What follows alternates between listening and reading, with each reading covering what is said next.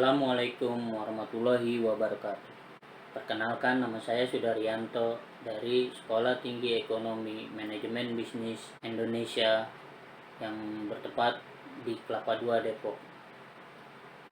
Hari ini kita akan belajar bareng bersama saya, yaitu tentang teori ekonomi, di mana saya akan coba membacakan atau menjelaskan di bidang ekonomi makro.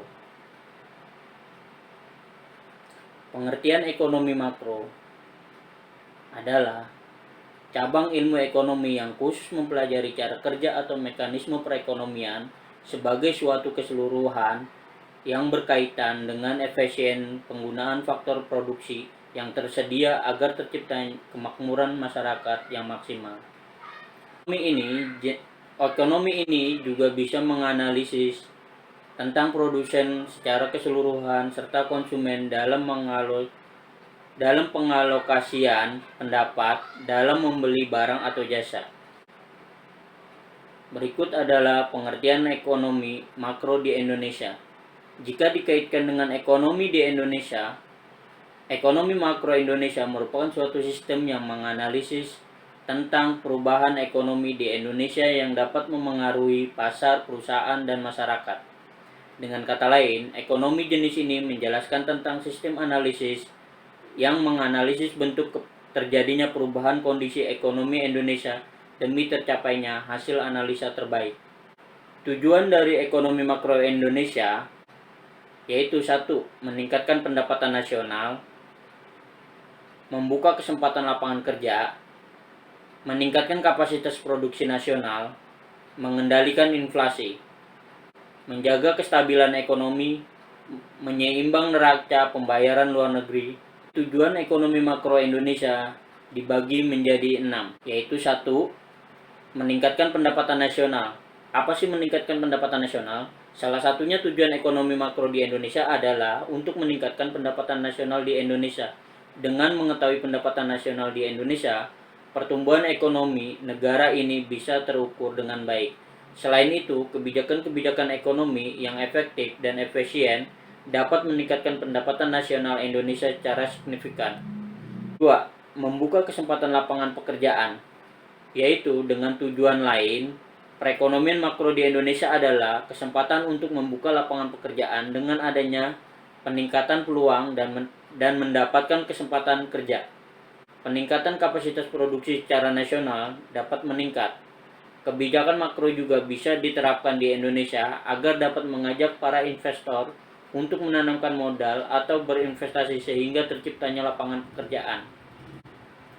Yang ketiga adalah meningkatkan kapasitas produksi secara nasional. Meningkatkan kapasitas produksi secara nasional merupakan tujuan lain dalam perekonomian makro di Indonesia. Kapasitas produksi nasional yang meningkat dapat mempengaruhi peningkatan pertumbuhan dan pembangunan ekonomi di Indonesia. Untuk meningkatkan kapasitas produksi secara nasional, perbaikan situasi investasi dalam negeri bisa memberikan pengaruh yang positif terhadap peningkatan kapasitas produksi. Yang keempat adalah mengendalikan inflasi. Salah satu terjadinya inflasi diakibatkan karena terjadinya permintaan terlalu besar terhadap suatu barang atau jasa sehingga menyebabkan kenaikan harga. Jika inflasi terjadi, pertumbuhan perekonomian di Indonesia akan terhambat dan berpengaruh pada kenaikan harga barang yang sangat tinggi, peningkat pengangguran, serta penurunan nilai mata uang. Penerapan kebijakan makro seperti politik pasar terbuka cash ratio hingga politik diskonto sehingga diperlukan untuk mencegah lajunya inflasi. Yang kelima, menjaga kestabilan ekonomi. Analisis perekonomian makro di Indonesia juga bertujuan untuk menjaga kestabilan ekonomi negara Indonesia. Kestabilan perekonomian sangatlah penting agar para pelaku ekonomi memiliki kepercayaan untuk berinvestasi di Indonesia. Penerapan kebijakan-kebijakan ekonomi merupakan perbaikan fungsi pasar dan perbaikan di sektor industri, pertanian, keuangan, dan lain-lain harus dilakukan untuk mencapai kestabilan ekonomi. Dan yang keenam, menyeimbangkan neraca pembayaran luar negeri. Tujuan diperlukan adanya analisis ekonomi makro di Indonesia adalah untuk menyeimbangkan neraca pembayaran luar negeri. Neraca pembayaran merupakan rangkuman dari berbagai transaksi seperti transaksi keuangan antar penduduk baik di dalam maupun di luar negeri, pembelian dan penjualan barang atau jasa, dan dana hibah dari negara asing dalam satu periode tertentu. Neraca pembayaran luar negeri harus seimbang guna menghindari terjadinya defisit neraca pembayaran luar negeri. Makroekonomi adalah studi tentang ekonomi secara keseluruhan, menjelaskan perubahan ekonomi yang mempengaruhi banyak masyarakat, perusahaan, dan pasar. Ekonomi makro dapat digunakan untuk menganalisis secara baik untuk memengaruhi target-target kebijakan seperti pertumbuhan ekonomi, stabilitas harga, tenaga kerja, dan pencapaian keseimbangan neraca yang berkesinambungan. Meskipun ekonomi makro merupakan bidang pembelajaran yang luas, ada dua area penelitian yang menjadi ciri khas disiplin ini.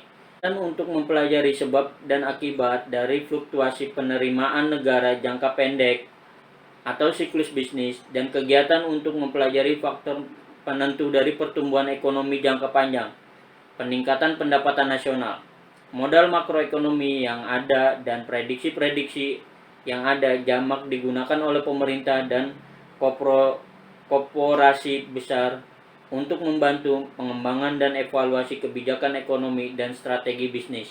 Adalah draftnya. Konsep makroekonomi dasar. Makroekonomi meliputi berbagai konsep dan variabel, tetapi selalu ada 3 topik utama untuk penelitian makroekonomi. Teori-teori mengenai makroekonomi biasanya terhubung dengan fenomena keluaran, pengangguran, dan inflasi. Di luar teori makroekonomi, topik-topik tersebut juga sangatlah penting untuk semua agen ekonomi termasuk pekerja, konsumen, dan produsen. Pengeluaran dan pendapatan. Keluaran nasional ialah total nilai seluruh produksi negara pada masa yang sudah ditentukan. Semua yang diproduksi dan dijual menghasilkan pendapatan. Maka dari itu, keluaran dan pendapatan biasanya dianggap setara dan dua istilah tersebut sering digunakan berganti-gantian. Keluaran bisa diukur sebagai jumlah pendapatan atau bisa dilihat dari sisi produksi dan di luar dan diukur sebagai jumlah nilai barang jadi dan jasa, atau bisa juga dari penjumlahan seluruh nilai tambah di dalam negeri. Pengangguran. Sebuah diagram menggunakan data dari AS menunjukkan hubungan antara pertumbuhan ekonomi dan pengangguran yang diekspresikan oleh hukum Okun. Hubungan ini mendemonstrasikan pengangguran siklikal. Pertumbuhan ekonomi berujung pada rasio pengangguran yang lebih rendah. Jumlah pengangguran di sebuah ekonomi diukur dengan angka pengangguran, yaitu persentase pekerja-pekerja tanpa pekerja yang ada di dalam angkatan kerja. Jumlah pengangguran di sebuah ekonomi diukur dengan angka pengangguran, yaitu persentase pekerja-pekerja tanpa pekerja yang ada di dalam angkatan kerja.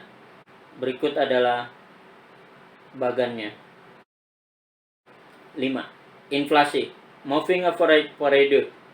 Selama 10 tahun tentang perubahan tingkat harga dan 5. Inflasi moving average period selama 10 tahun tentang perubahan tingkat harga dan pertumbuhan penawaran uang menggunakan ukuran M2. Penawaran dari kurs keras dan uang dipegang untuk sebagian besar jenis rekening bank. Di Amerika dari tahun 1875 ke 2011, dari sisi jangka panjang, kedua seri ini menunjukkan hubungan yang erat. Kenaikan harga umum di sebuah ekonomi disebut dengan inflasi. Ketika harga menurun, maka terjadi deflasi. Ekonomi mengukur perubahan harga ini menggunakan indeks harga. Inflasi bisa terjadi ketika suhu ekonomi menjadi terlalu panas dan tumbuh terlalu cepat. Mirip dengan ini, ekonomi yang merosot bisa mengakibatkan deflasi. Berikut bagannya. Model makroekonomi, permintaan agregat dan penawaran agregat. Model ADAS telah menjadi model paduan standar untuk menjelaskan ekonomi makro. Model ini menunjukkan indeks harga dan indeks keluaran aktual di titik temu pada permintaan agregat dan penawaran agregat. Kurva permintaan agregat yang melandai ke bawah menandakan bahwa banyaknya keluaran yang diminta pada tingkat harga yang lebih rendah. ISLM. Model ISLM memunculkan titik equilibrium tentang suku bunga dan pengeluaran diberikan oleh equilibrium di dalam pasar barang dan uang. Pasar barang diwakilkan oleh equilibrium antara investasi dan tabungan, dan pasar uang diwakili oleh penawaran uang dan preferensi likuiditas. Kurva IS termasuk oleh titik-titik di mana investasi berdasarkan suku bunga setara dengan tabungan berdasarkan keluaran. Berikut adalah bagannya. Pendekatan analitik. Perbedaan tradisional adalah antara dua pendekatan berbeda ke ekonomi. Ekonomi Keynesian merupakan pada permintaan dan ekonomi sisi penyediaan atau neoklasik yang memusatkan pada persediaan. Kedua tidak bisa berjalan sendiri, namun ini hanya permasalahan penekanan. Berikut adalah permasalahan dalam ekonomi makro. 1. Kemiskinan dan pemerataan. 2. Krisis nilai tukar. 3. Utang luar negeri. 4. Perbankan kredit macet. 5. Inflasi. 6. Pertumbuhan ekonomi. 7. Pengangguran. Berikut ini adalah beberapa permasalahan yang sering terjadi pada ekonomi makro. Lambannya pertumbuhan ekonomi. Jumlah lulusan sekolah atau sarjana yang meningkat setiap tahunnya tidak diimbangi dengan lapangan pekerjaan yang ada. Terlebih masih adanya keengganan untuk berwirausaha. Para fresh grad tersebut hanya terpaku mencari pekerjaan kantoran yang bisa memberikan kenyamanan baik secara finansial maupun status sosial dibanding menjadi pengusaha. Hal ini mengakibatkan pertumbuhan ekonomi berjalan lambat. Tingginya pengangguran dan kemiskinan, terbatasnya lapangan pekerjaan, dan ledakan jumlah penduduk adalah faktor utama terjadinya pengangguran dan kemiskinan. Jumlah penduduk yang meningkat tidak sebanding dengan lapangan pekerjaan yang tersedia, sehingga meningkatkan jumlah pengangguran. Tentu saja hal tersebut menjadi pemicu kemiskinan, karena masyarakat tidak mampu memenuhi kebutuhan dasar seperti sandang, pangan, papan, kesehatan, dan pendidikan. Selain itu, infrastruktur dan sumber daya alam belum dimanfaatkan secara menyeluruh oleh masyarakat untuk memperbaiki kehidupannya. Berikut adalah kebijakan-kebijakan ekonomi makro. Kebijakan fiskal merupakan langkah yang dilakukan pemerintah untuk membuat perubahan dalam pendapatan dan pengeluaran negara yang bertujuan untuk mempengaruhi jalannya perekonomian. Yang kedua adalah kebijakan moneter. Adalah kebijakan pemerintah yang terkait dengan perilaku bank sentral dan penawar dan pengatur uang yang beredar yang bertujuan untuk mempengaruhi agregat. Yang terakhir, kebijakan segi penawaran. Tujuan dari kebijakan ini adalah untuk mempertinggi efisiensi kegiatan perusahaan, di mana perusahaan dapat menawar produknya dengan harga terjangkau dan kualitas yang baik. Berikut adalah penjelasan dari makroekonomi. Terima kasih. Demikian dari saya. Wassalamualaikum warahmatullahi wabarakatuh.